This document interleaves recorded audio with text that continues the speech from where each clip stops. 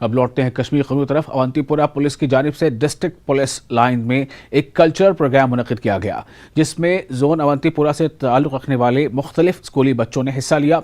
वहीं पुलिस जवानों ने भी कल्चरल प्रोग्राम में हिस्सा लिया। इस मौके पर SSP Awantipora Mohammad Yusuf, additional deputy commissioner Zafar Hussain Shah और जोनल एजुकेशन अफसर मौजूद रहे।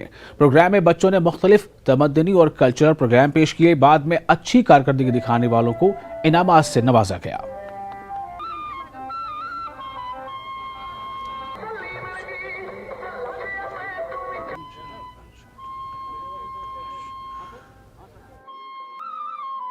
बच्चे जो है इनकी हौसला अफजाई होती है। बच्चों में जो टैलेंट होता है वो बार बार आता है।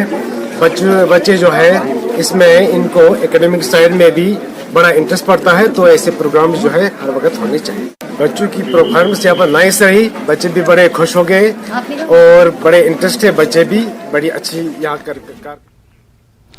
पुलवामा जिले